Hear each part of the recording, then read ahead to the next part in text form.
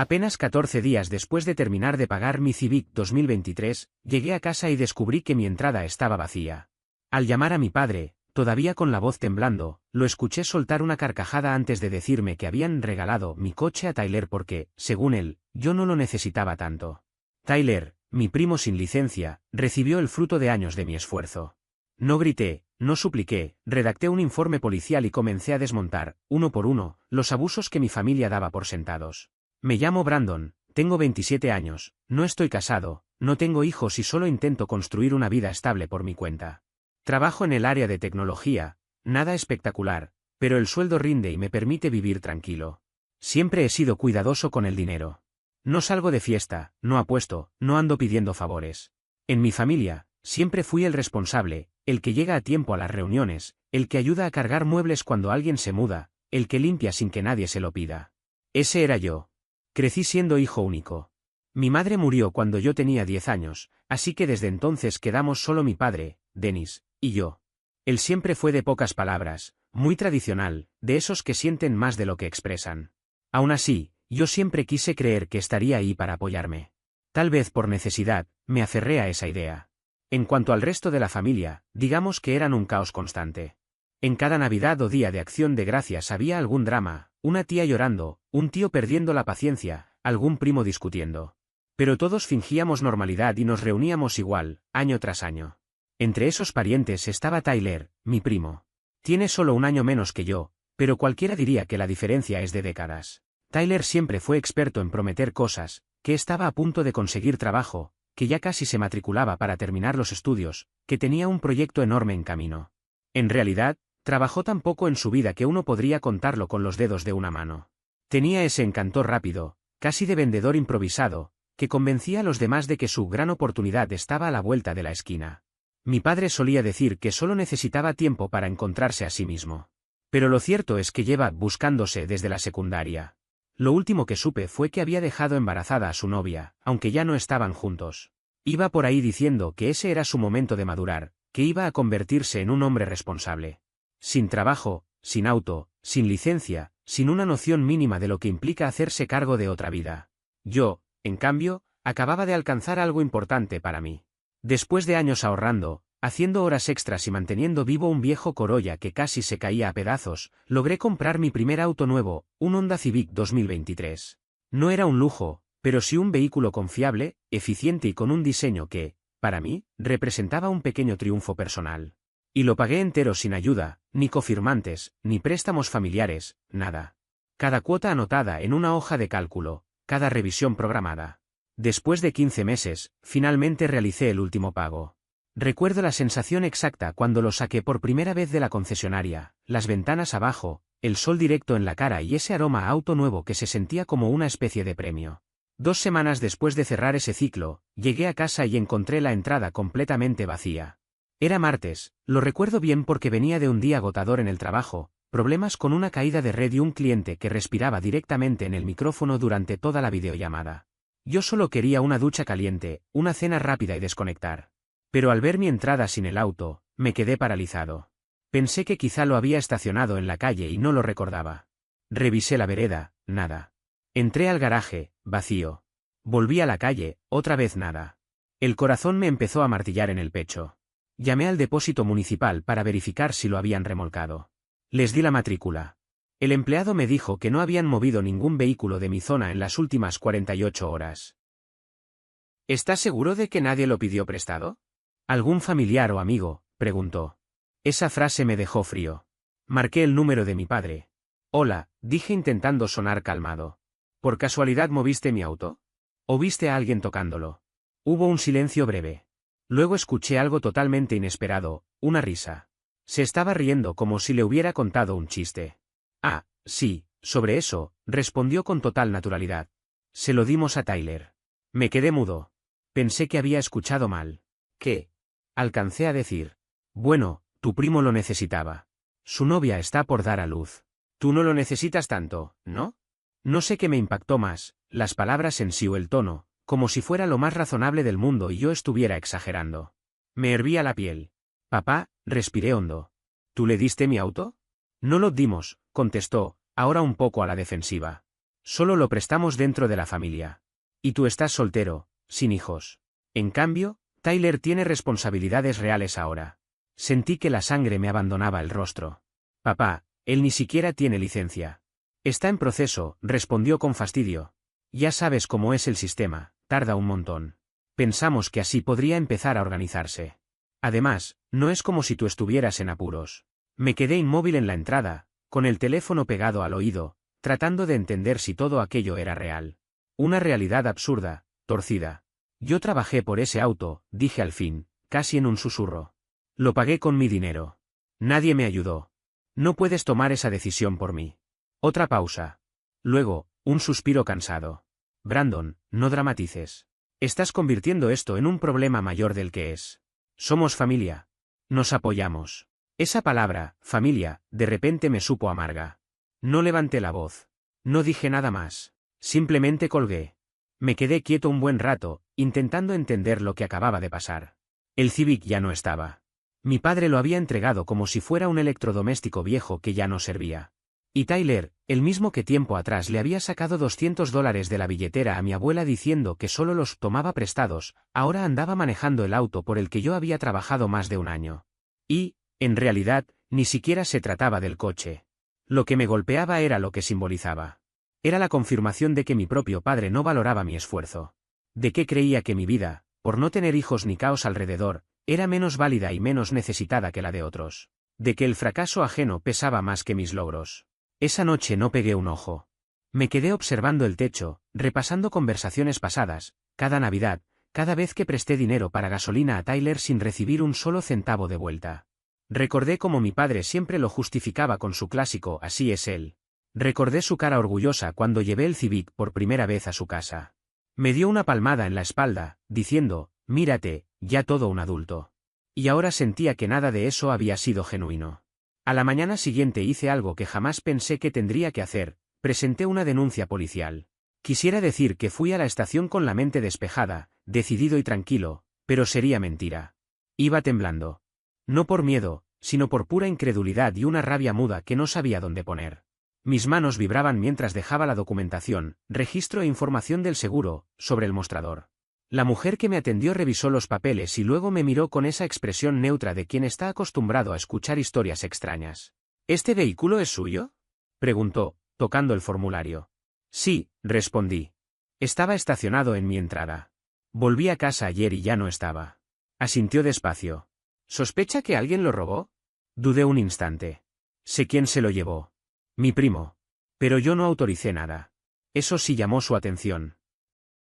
Le tomó unos 20 minutos completar todos los datos, marca, modelo, VIN, matrícula, la línea temporal del incidente, y por supuesto, el detalle de que el auto había sido entregado por alguien que no figuraba como propietario legal.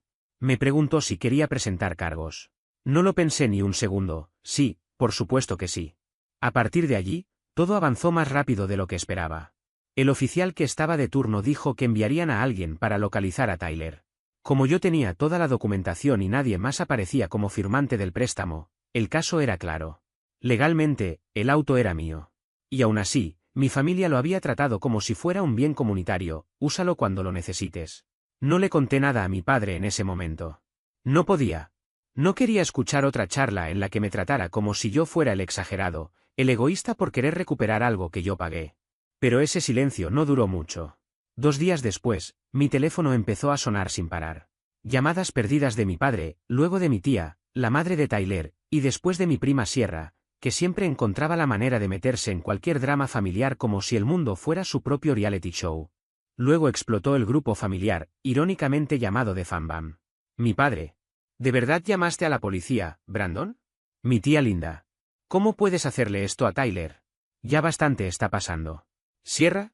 OMG, esto es una locura. Vas a arruinarle la vida por un auto. Me quedé mirando la pantalla con la boca entreabierta. Ni un solo mensaje preguntándome qué había pasado. Ni uno. Solo reproches, ataques, manipulación emocional. Pero lo peor vino de Tyler. Tyler. Guau.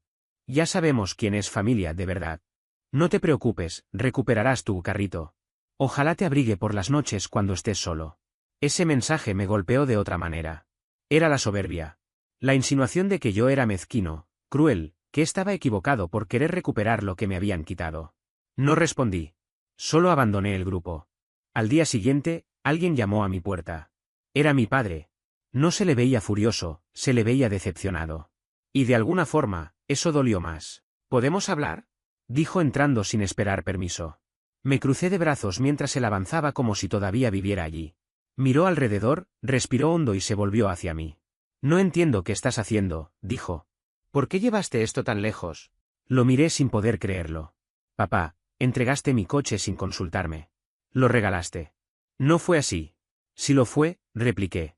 No me llamaste, no dejaste una nota, no preguntaste. Solo decidiste que yo no lo necesitaba tanto como Tyler. Él apartó la vista. Va a tener un bebé, Brandon. Y yo trabajé en 2 empleos para pagar ese coche, dije. ¿De verdad crees que eso no importa solo porque no tengo hijos? ¿Por qué no vivo pidiendo que los demás solucionen mis problemas? Él suspiró. Tú siempre la tuviste más fácil. Sentí un golpe en el pecho. ¿Más fácil? Repetí, incrédulo. Tú no pasaste por lo que él pasó, dijo. Tú me tenías a mí. Tyler nunca tuvo una figura paterna. Linda trabajaba triple turno. Él ha sufrido mucho. ¿Y yo no? Respondí, más alto de lo que pretendía. Perdí a mamá. Tú trabajabas todas las noches. La mitad del tiempo me crié solo. Mi padre negó con la cabeza, como si yo estuviera desvariando. Tú saliste adelante. Tyler necesita apoyo. No, dije, bajando la voz. Tyler necesita consecuencias. Eso es lo que nunca ha tenido. Guardó silencio largo rato. Finalmente murmuró. Esto es más grande que un auto. No, respondí. Esto es exactamente por el auto. Por los límites. Por el respeto. Y porque tú no te importa cuando alguien cruza los míos. Esa fue la última vez que hablamos en persona. La policía encontró a Tyler en menos de una semana. Había estado usando el Civic para llevar a su novia embarazada a distintas consultas, sin licencia, y hasta lo habían detenido una vez. Según contó al oficial, era un auto familiar. Lo dejaron ir con una advertencia. Increíble. Pero una vez registrada la denuncia, todo avanzó rápido. El coche fue incautado y me llamaron para coordinar la retirada. El día que por fin recuperé el coche, me encontré con una sensación inesperada. En mi mente había imaginado ese momento muchas veces, llegar, firmar los papeles, encender el motor y sentir una especie de alivio triunfal, como si al devolverme el vehículo también me devolvieran la dignidad que había perdido. Pero la realidad fue distinta. No hubo satisfacción, ni alivio, ni un cierre emocional. Lo único que sentí fue un vacío profundo, un agotamiento que parecía venir desde muy atrás, como si todo el desgaste de esos meses cayera sobre mí de una sola vez. Me quedé un largo rato sentado en el asiento del conductor, sin moverme. Apoyé las manos en el volante solo para notar que ya no se sentía como mío. El olor dentro del auto era completamente ajeno, una mezcla persistente de colonia barata y comida rápida que no había comprado yo. En el asiento del acompañante había restos de bolsas arrugadas, vasos vacíos y migas esparcidas. Detrás, sobre la tela húmeda por la lluvia que alguien había dejado entrar, había un pequeño body de bebé hecho un ovillo. Ese detalle, insignificante para cualquiera, me golpeó como un ladrillazo. Era una confirmación más de que lo que se habían llevado no era solo un objeto, era la última porción de estabilidad que aún creía tener. Fue ahí cuando me cayó encima la verdad completa, no me habían quitado simplemente un coche. Me habían arrebatado la confianza. Me habían roto ese hilo invisible que te hace pensar que, pese a los conflictos, tu familia jamás cruzará ciertas fronteras. Ese lazo que te lleva a justificar, a perdonar, a pensar que así son las cosas porque se trata de sangre. Ese día descubrí que nada de eso era real. Durante las semanas siguientes comenzó un periodo extraño, casi silencioso, en el que no hubo discusiones directas ni mensajes agresivos, pero sí una completa ausencia de contacto. Nadie se acercó, nadie preguntó, nadie intentó saber cómo estaba. Salvo Sierra, que un día decidió enviarme un mensaje directo tan breve como punzante, espero que haya valido la pena. No añadió nada más. Ni una explicación, ni un insulto abierto, solo esa frase, como si esperar que me respetaran fuera una extravagancia de mi parte. Mientras tanto, Tyler hizo lo suyo, publicó en Instagram una fotografía suya sosteniendo un cartel de cartón garabateado con marcador, lo perdí todo por la avaricia. En los comentarios, sus amigos y varios primos lejanos, gente que apenas veía en reuniones familiares, lo llenaron de mensajes acusándome de haberlo hundido. Había emojis enfadados, palabras como soplón, traidor, malagradecido. Ni una sola persona cuestionó la historia. Nadie preguntó qué había ocurrido realmente. Era más fácil unirse al coro que intentar entender mi lado. Pero el golpe más duro vino por parte de mi padre. Él, de quien esperaba al menos una conversación honesta, desapareció por completo. No me respondió ningún mensaje. Le escribí por su cumpleaños, como lo hacía todos los años, y el silencio fue absoluto. Intenté llamarlo en acción de gracias, pero la llamada pasó directamente al buzón y jamás me devolvió la comunicación. Era como si hubiera decidido borrarme de su vida sin advertencia. Y la sensación de ser ignorado de esa manera, dolía más que cualquier insulto abierto. Aún así, traté de convencerme de que eventualmente se le pasaría, de que una vez que se calmara recapacitaría y entendería lo injustas que habían sido sus decisiones. Me repetía que tal vez hasta se disculparía, aunque no lo hacía por mí, sino por el hecho de que él siempre había sido alguien que decía valorar la familia. Pero los días pasaron y nada cambió. Llegó Navidad sin llamadas. Luego Año Nuevo. Después enero y febrero, cada mes más silencioso que el anterior. Hasta que una noche de marzo, mientras preparaba algo para cenar, sonó mi teléfono. Cuando vi el nombre de Andrea en la pantalla, me sorprendí. No solíamos hablar mucho, no porque no nos lleváramos bien, sino porque vivía en otro estado, tenía hijos y una vida muy ocupada. Pero siempre había sido la única persona del entorno familiar que actuaba con sensatez, sin caer en los chismes o las teatralidades a las que los demás estaban tan acostumbrados. Contesté y escuché su voz, suave pero cargada de algo que no supe identificar al principio. Hola, Brandon, dijo con cautela. Necesito contarte algo antes de que lo descubras por otro lado. Mi cuerpo se tensó de inmediato. ¿Qué pasó? Hubo un silencio breve, casi como si dudara en continuar. Tyler está viviendo con tu papá. Lo primero que sentí fue confusión. No entendía nada. ¿Cómo que viviendo con él? Pregunté. Desde enero, respondió. Se mudó con el bebé y todo. Linda lo echó de casa después de una pelea muy fuerte que tuvo con esa novia suya. Tu papá le ofreció la habitación libre. La noticia me cayó encima como un balde de agua helada. Sentí mi pulso acelerarse. ¿Y por qué me dices esto? Logré preguntar, aunque ya sabía que venía algo peor. Andrea respiró hondo antes de continuar. Porque, están usando tu nombre para solicitar un préstamo. Esa frase me dejó sin habla. Literalmente sin habla. Fui a visitarlo la semana pasada, continuó, y escuché una conversación. Tyler decía que necesitaba un coche nuevo y que tu puntaje crediticio era bueno. Tu papá, bueno, no dijo mucho. Solo asintió. La mezcla de incredulidad, miedo y rabia que sentí fue tan intensa que tuve que sentarme. Mi garganta estaba seca. Creo que intentan abrir algo a tu nombre, añadió ella. No sé si ya lo hicieron, pero quería avisarte para que te protejas. Y eso fue todo. No fue necesario que dijera más. Ese fue el momento exacto en el que todo terminó de romperse. No fue el coche. No fueron los insultos en redes sociales. No fue el silencio de mi padre. Fue la confirmación de que, pese a todo lo que había pasado y a lo claro que había sido con mis límites, ellos estaban dispuestos a cruzar la misma línea de nuevo. Esa noche supe que el antiguo Brandon había quedado atrás. Ese Brandon que intentaba ser el conciliador, el que perdonaba por el simple hecho de que eran familia, el que prefería callar antes que generar conflictos, se había ido. En su lugar estaba alguien distinto, cansado, agotado de recibir golpes de la misma dirección una y otra vez. No dormí.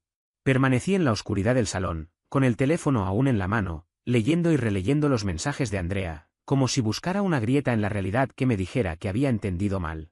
Pero no. Están usando tu nombre. Esas palabras resonaban como un martillazo en mi cabeza. Entonces hice lo único que podía hacer, actuar.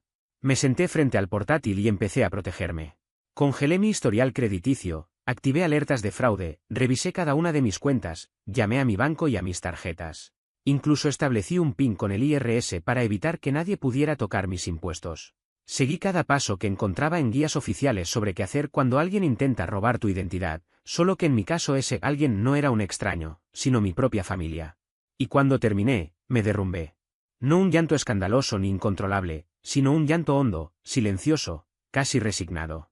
Lágrimas que caían sin permiso, como si mi cuerpo quisiera expulsar algo que no sabía poner en palabras. Creo que lloraba por todo, por la pérdida del coche, por la traición de mi padre, por la idea que tenía de mi infancia, por haberme esforzado tanto para convertirme en alguien responsable solo para que lo usaran en mi contra.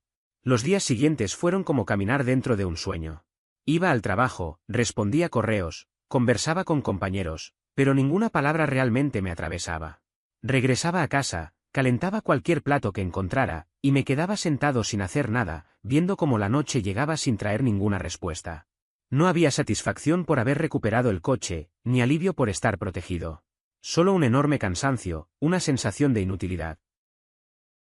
Sentía que, por no tener pareja ni hijos, era prescindible para ellos. Como si mi valor estuviera condicionado a lo que pudieran obtener de mí. Una semana después, cuando creía que ya nada podía sorprenderme, ocurrió.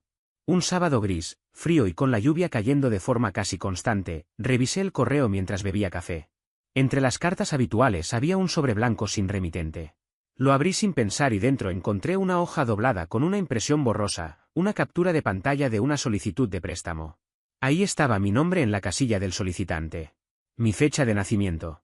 Los últimos 4 dígitos de mi número de seguridad social. Mi dirección actual. Revisé el papel una y otra vez, intentando entender qué pretendía la persona que lo había dejado en mi buzón. El documento estaba incompleto, como si alguien hubiera sido interrumpido justo antes de terminarlo, varios apartados estaban en blanco, sin explicación alguna. Sin embargo, lo que realmente me inquietó fue lo que aparecía en el reverso, 4 palabras escritas con letra grande y descuidada. Cuida tu espalda, Brandon. Al leerlo, mis manos empezaron a temblar. Lo primero que hice fue volver a presentarme en la comisaría.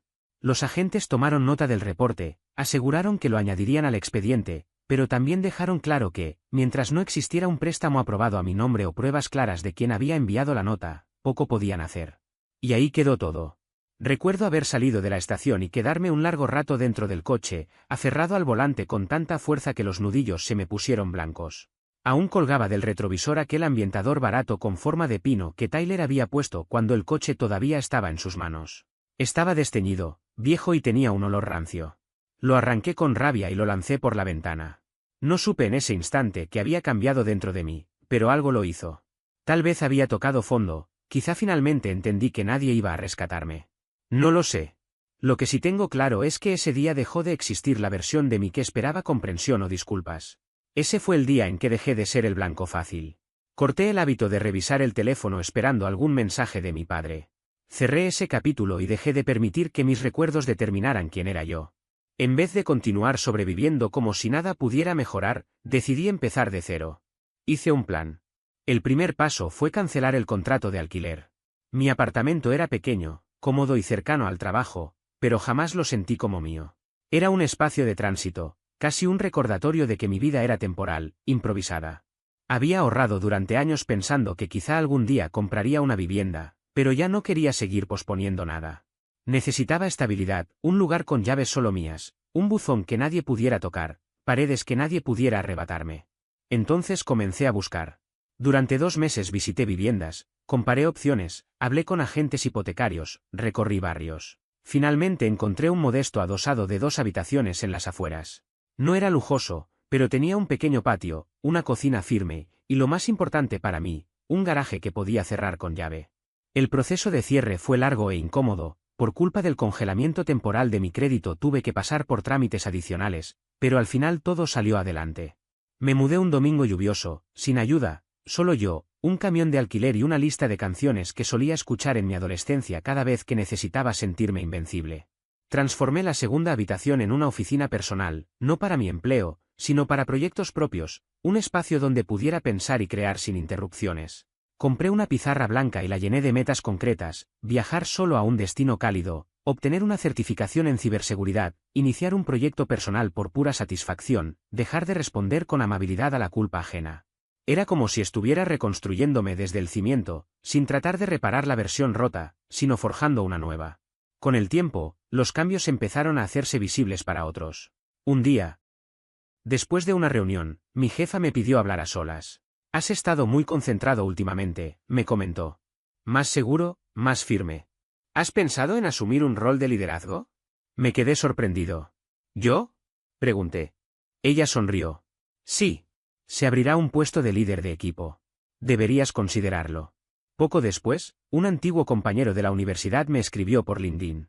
Ahora dirigía una pequeña empresa tecnológica y había visto algunos de los scripts que compartí en proyectos de código abierto. Me preguntó si aceptaba trabajos freelance. Era como si, cuanto más me alejaba de mi familia, más conectaba conmigo mismo. Todo parecía fluir de manera natural, sin el peso constante de sentirme insuficiente. Eso no significaba que los recuerdos desaparecieran. A veces pasaba por el viejo vecindario y veía el camión de mi padre estacionado. Me preguntaba si pensaba en mí, si lamentaba sus decisiones. Me imaginaba si Tyler seguía viviendo allí, ocupando mi antigua habitación, formando un pequeño hogar con su pareja y su hijo, mientras mi padre lo elogiaba por hacer lo mejor que podía, como siempre hacía conmigo, hasta que dejó de hacerlo. En ocasiones revisaba las redes sociales y veía fotos de mis primos celebrando cumpleaños, riendo entre ellos, y ese sentimiento viejo de exclusión regresaba por unos segundos. Pero bastaba recordar la nota que decía «Cuida tu espalda, Brandon», para que algo se endureciera dentro de mí. Ya no se trataba de odio, era simple y contundente claridad. Esa gente no era mi gente. Nunca lo fue. Y definitivamente no formaría parte de mi futuro. Un día recibí una llamada desde un número desconocido. Estuve a punto de ignorarla, pero algo me impulsó a responder. «¿Hola?» Una breve pausa. Hola, soy yo», dijo Tyler. No respondí. Solo escuché. «Me enteré de que te mudaste», continuó. «¿En serio? Felicidades». Guardé silencio. «Solo quería decir que ahora lo entiendo», explicó. «Lo del reporte, todo». En ese momento me enojé, pero, no sé. «Quizá hiciste lo correcto». Seguí sin contestar. «Estoy tratando de ordenarme», añadió, como si narrara su propio renacimiento. «Tengo un trabajo temporal, estoy pagando algunas deudas, intentando enderezar mi vida». Hice que el silencio pesara. Y pesó. Finalmente dijo. «Supongo que quería pedirte perdón». La palabra perdón cayó vacía, sin impacto, como una moneda arrojada a un pozo después de que todo el pueblo hubiera ardido. Colgué sin decir una sola frase. Y por primera vez en meses sonreí. Descubrí algo esencial, aquello no era culpa mía. Era mi ascenso. Y estaba lejos de haber terminado. Dicen que la mejor venganza es el éxito, pero en mi caso ya no buscaba victorias poéticas. Quería claridad, control, justicia de verdad. No un simple gesto simbólico. No solo ganar la discusión moral. Yo quería algo firme, definitivo, incuestionable. Durante mucho tiempo quise una venganza que no necesitara gritos, discusiones ni enfrentamientos públicos. No deseaba nada impulsivo ni ruidoso, quería algo completamente distinto, un ajuste de cuentas silencioso, calculado, capaz de permanecer oculto el tiempo necesario para hacerse sentir solo cuando ya no hubiera retorno. Una venganza que se moviera como una sombra, que se preparara con paciencia y que, cuando finalmente apareciera, desmantelara cada una de las ventajas que ellos creían tener. Sabía que esa clase de justicia requería algo más que enojo, necesitaba estrategia, constancia y una mente fría. Y, por primera vez, contaba con esas tres cosas al mismo tiempo. Todo tomó un giro inesperado el día que Tyler me llamó para ofrecer una disculpa. El tono de su voz fue lo primero que me alertó. No sonaba arrepentido, ni incómodo, ni mucho menos genuino. Era la clase de disculpa que solo da alguien que busca información, alguien que intenta medir reacciones. La frase que eligió fue reveladora: «Entiendo por qué lo hiciste». Ni una palabra sobre responsabilizarse por sus actos. Ni una sola muestra de remordimiento. Aquello fue suficiente para entender que no estaba intentando arreglar nada. Estaba tanteando, verificando si yo seguía molesto, si mantenía la guardia alta, si había descubierto algo más. No sabía que yo llevaba meses observando, registrando y conectando puntos que él ni siquiera imaginaba. Durante los últimos 3 meses no había estado reconstruyendo mi vida solamente, había estado desarrollando un caso. Me volví meticuloso al extremo. Reuní mis 3 reportes de crédito, Experian, TransUnion y Equifax, y los revisé línea por línea, como quien revisa un expediente de investigación lleno de pistas. Imprimí estados de cuenta, marqué transacciones, señalé irregularidades. Presenté una denuncia formal ante la FDC y luego abrí un caso de robo de identidad con la unidad local de fraude. También hablé con Sara, una amiga de la universidad que trabajaba como abogada especializada en abuso financiero dentro del entorno familiar. Ella fue la primera persona que reconoció la magnitud real del problema, la primera que me dijo en voz alta lo que yo ya sospechaba. «Deja de ver esto como simples conflictos con parientes». Recuerdo perfectamente su tono firme. «Esto es un patrón de explotación. Están usando tu identidad como si fuera un recurso desechable. Si no pones un alto ahora, va a empeorar». Aquello me sacudió. Hasta ese momento aún intentaba justificar parte de lo ocurrido, como si se tratara de malas decisiones aisladas o errores por ayudar. Pero al escucharla entendí que tenía que cambiar de mentalidad. Dejé de verme como Brandon el hijo, Brandon el primo, Brandon el que la aguanta para evitar drama. Desde ese momento decidí convertirme en Brandon el acusador, Brandon el hombre que está dispuesto a defenderse con hechos. A medida que profundicé, la situación se volvió más oscura. Descubrí 2 intentos de abrir cuentas de financiamiento de muebles con mi nombre. Una fue rechazada. La otra, aprobada y jamás pagada. La deuda, Aunque no era enorme, menos de $2000, había destruido mi puntaje crediticio, reduciendo los 60 puntos de golpe. Era un daño deliberado, calculado y completamente silencioso. Presenté inmediatamente una disputa, reforcé los congelamientos en mis reportes y volví a denunciar la actividad fraudulenta. Pero el golpe más doloroso no vino de los bancos ni de los sistemas automáticos de seguridad, vino de una frase que recordé mientras revisaba conversaciones antiguas buscando evidencia adicional. Tyler había dicho: pensamos que esto lo ayudaría a ponerse de pie. Pensamos.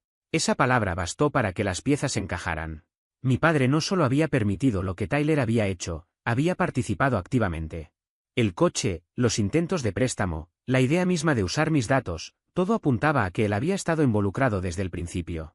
Hay un tipo de dolor que no proviene del daño directo, sino de la traición.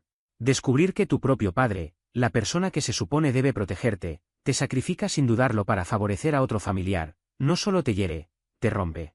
Y lo más perturbador es que él seguía convencido de que lo que hacía era lo correcto para la familia. Mientras yo veía abuso, él veía obligación. Mientras yo veía fraude, él veía responsabilidad. Ese contraste fue lo que encendió la chispa final. Si para ellos familia significaba usarme, entonces les demostraría lo que significaba para mí cuando esa familia se convertía en una amenaza. Ahí comenzó mi plan. Primer paso. Tenía que asegurarme de que nunca más pudieran acceder a mi información, crédito o recursos. Contraté un servicio de monitoreo de fraude de nivel profesional y les entregué todo, cada intento de apertura de cuentas, cada dirección sospechosa, cada correo electrónico potencialmente asociado con Tyler o con mi padre. Cambié de operador telefónico, actualicé todas mis contraseñas, implementé autenticación de 2 factores en cada una de mis plataformas e incluso revisé dispositivos antiguos para descartar accesos no autorizados. Fue como blindar mi vida entera. Segundo paso. Sara me ayudó a elaborar una línea temporal exhaustiva, un documento que registraba punto por punto cada violación que habían cometido.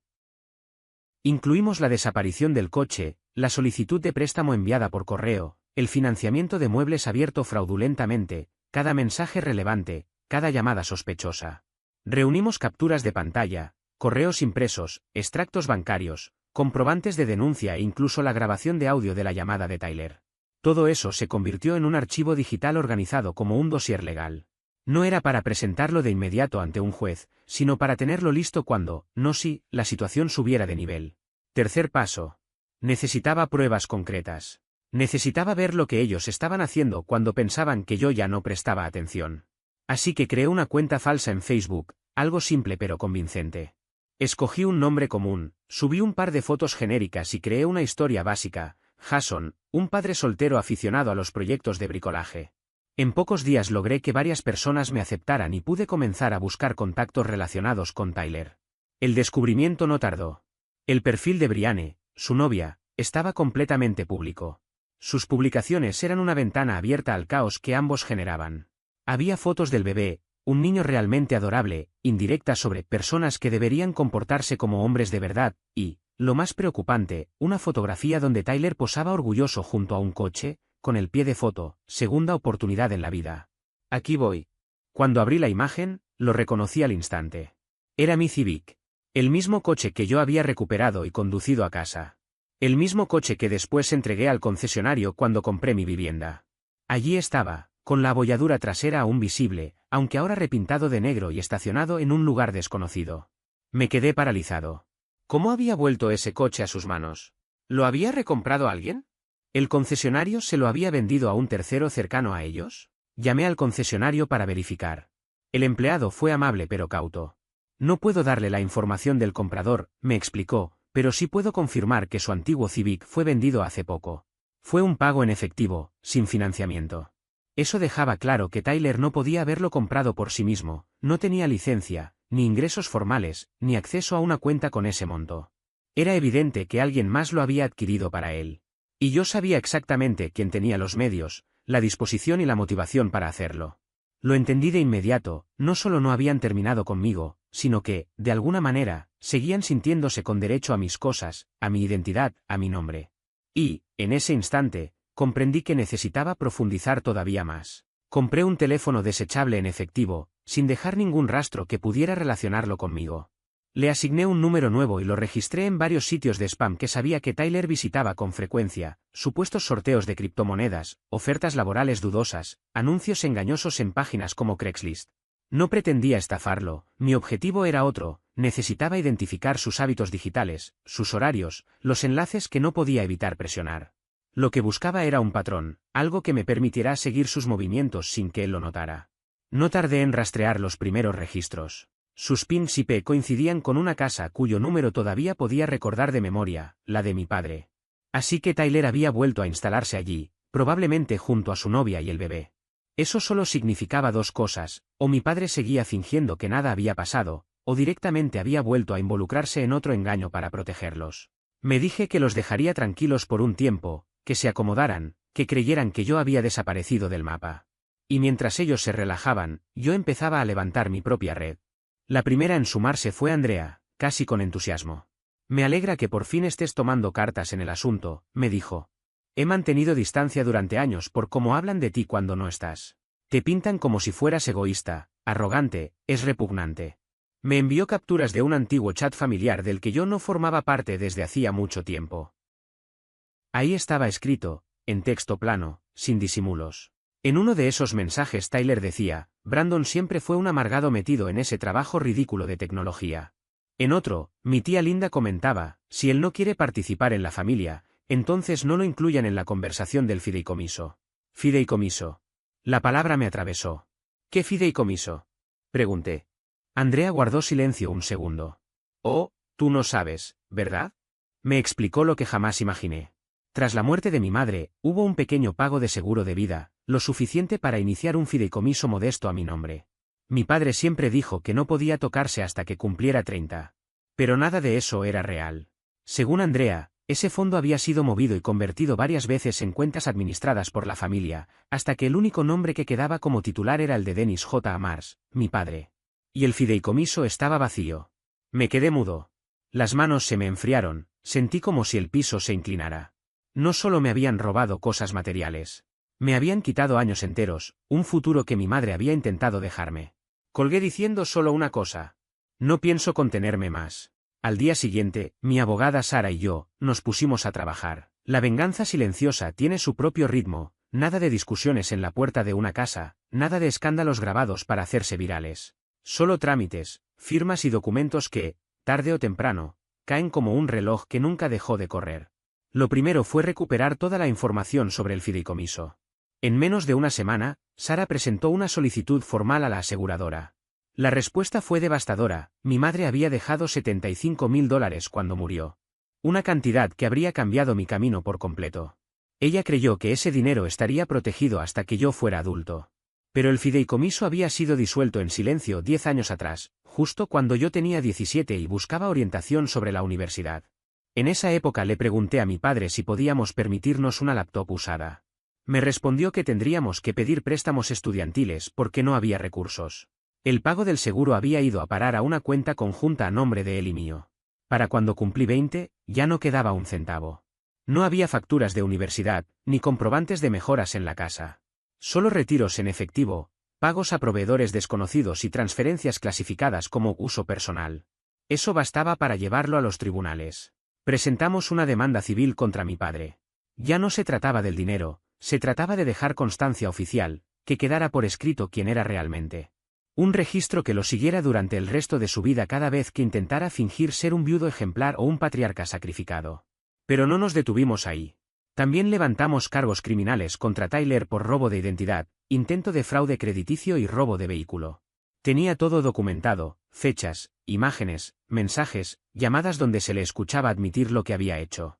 La fiscalía no se rió del caso, al contrario, lo movieron con rapidez. Tyler fue arrestado 6 semanas después, de madrugada, en la misma casa de mi padre. Lo sacaron sin escándalos, sin gente mirando por la ventana. Una vecina me envió un mensaje después de leer la noticia en el periódico local. No celebré. No todavía. Sabía lo que venía, la reacción de la familia, un golpe que siempre llega sin sutilezas. Sierra escribió primero. ¿De verdad vas a meter preso a tu propio primo? ¿Dónde quedó la lealtad? Luego llamó mi tía Linda, dejando un mensaje de voz que empezó con llanto y terminó con gritos. Espero que estés satisfecho. Mi padre no llamó.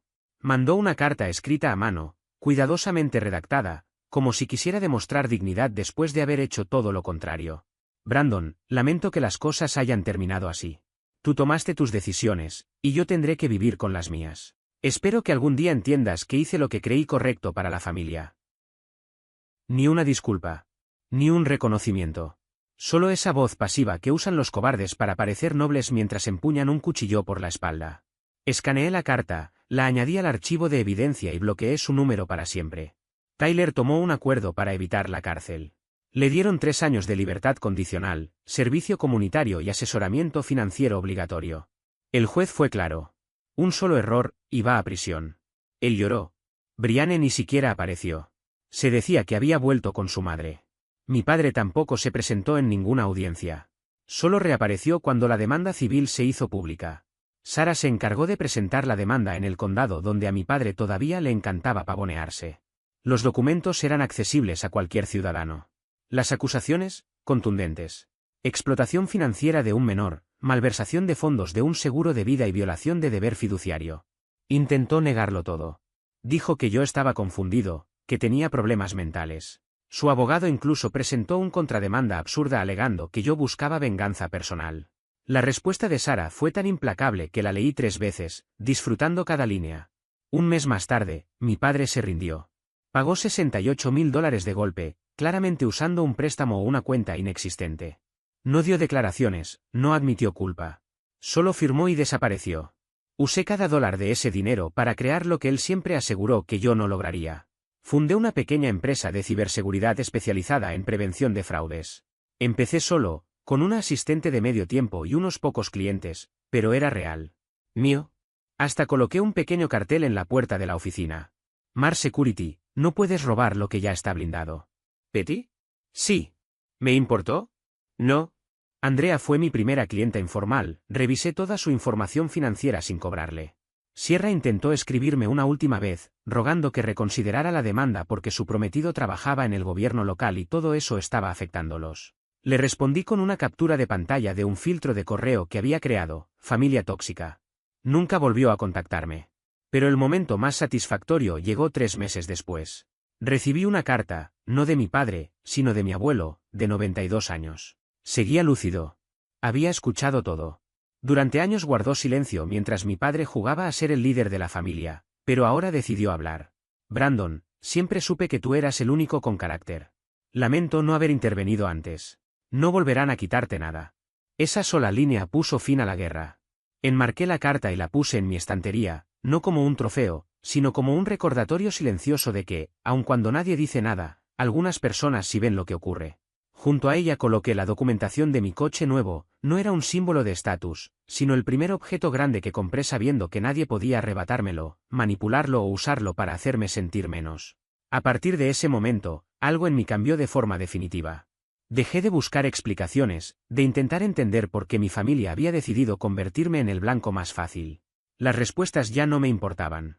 Lo único relevante era que, por primera vez, todo lo que me rodeaba era fruto de mis decisiones y de mi esfuerzo, no de sus mentiras. Con el negocio creciendo lentamente y nuevos clientes entrando por recomendación, mis días se llenaron de trabajo real, de problemas que sí valían la pena resolver.